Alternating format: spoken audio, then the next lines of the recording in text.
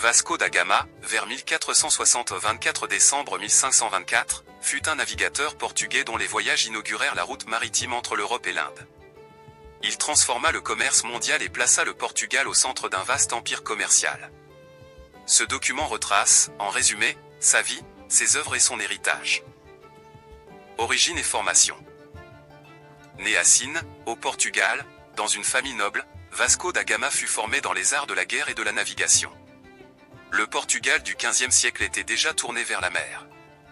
Sous l'impulsion du prince Henri le Navigateur et des rois Jean II puis Manuel Ier, les Portugais explorèrent progressivement les côtes africaines à la recherche d'une voie vers l'Inde. Le contexte mondial. L'Europe cherchait à accéder aux richesses d'Orient, les épices, l'or, la soie. Les routes terrestres étaient contrôlées par les Ottomans, rendant le commerce coûteux. Le Portugal, petit royaume maritime, chercha une route maritime directe contournant l'Afrique. Le premier voyage, 1497-1499. En juillet 1497, Vasco da Gama quitte Lisbonne à la tête de 4 navires, la São Gabriel, la São Rafael, la Berrio et un navire de ravitaillement. Après avoir contourné le cap de Bonne-Espérance, il traverse l'océan Indien et atteint Calicut, aujourd'hui Kozhikode, le 20 mai 1498. Ce fut la première fois qu'un Européen atteignait l'Inde par mer. Les contacts avec le Zamorin de Calicut furent difficiles. Les Portugais cherchaient des privilèges commerciaux, mais leurs présents furent jugés modestes. Malgré tout, ils purent rapporter des épices au Portugal, prouvant la faisabilité de la route maritime. Le retour, marqué par les maladies et les tempêtes, coûta la vie à de nombreux hommes. Vasco da Gama revint à Lisbonne en 1499, accueilli en héros. Second voyage, 1502 to 1503. Le roi Manuel Ier confia à Vasco da Gama une seconde expédition, cette fois pour consolider la position portugaise et imposer le commerce portugais. Il mena une flotte armée de 20 navires. Ce voyage marqua un tournant, la diplomatie fit place à la force. Vasco da Gama bombarda Calicut et força plusieurs ports à accepter des accords commerciaux favorables au Portugal.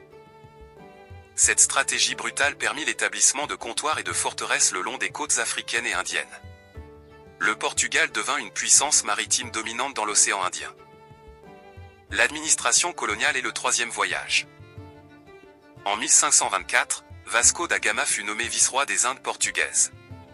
Il arriva à Cochin pour réformer une administration corrompue et rétablir l'autorité royale. Cependant, il tomba malade peu après son arrivée et mourut le 24 décembre 1524. Son corps fut d'abord enterré à Cochin, puis rapatrié au Portugal en 1539. Contribution et innovation.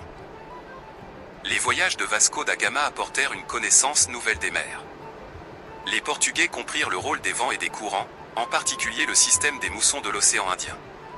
Ces découvertes contribuèrent à l'élaboration de cartes précises et à l'amélioration des techniques de navigation, notamment grâce à l'usage du compas et de l'astrolabe. Conséquences économiques et politiques. L'ouverture de la route vers l'Inde bouleversa l'économie mondiale. Lisbonne devint un centre du commerce des épices. Le Portugal établit un réseau de comptoirs de l'Afrique à l'Asie, Mozambique, Goa, Malacca, Macao. Ces succès apportèrent richesse et prestige, mais aussi rivalité avec les puissances européennes émergentes, comme les Pays-Bas et l'Angleterre. Relations avec les peuples locaux. Les rapports entre Portugais et peuples d'Afrique ou d'Asie furent complexes. Des alliances commerciales furent nouées, mais la violence et la coercition furent aussi fréquentes. Vasco da Gama symbolise cette double dynamique, explorateur curieux, mais aussi conquérant impitoyable. Héritage culturel et religieux. Les voyages portugais ouvrirent la voie à la diffusion du christianisme en Asie.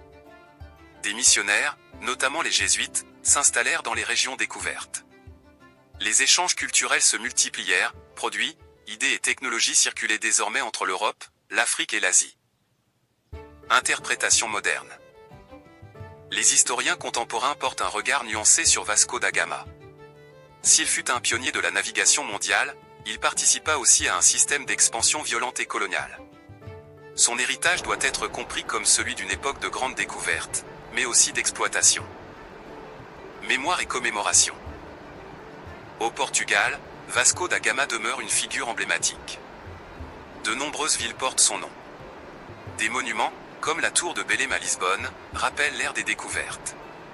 Son nom est aussi associé à un club de football célèbre, le Vasco da Gama de Rio de Janeiro, symbole de l'influence portugaise mondiale. Conclusion. Vasco da Gama incarne la transition entre le Moyen-Âge et l'ère moderne.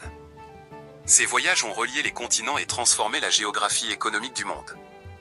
Ils ont ouvert la voie à la mondialisation, mais au prix d'une domination coloniale durable. Sa vie reste le reflet des ambitions et contradictions de son temps.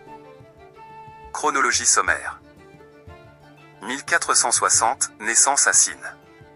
1497, départ de Lisbonne pour l'Inde. 1498, arrivée à Calicut. 1499, retour au Portugal. 1502, deuxième expédition. 1524, nomination comme vice-roi des Indes. 24 décembre 1524, mort à Cochin.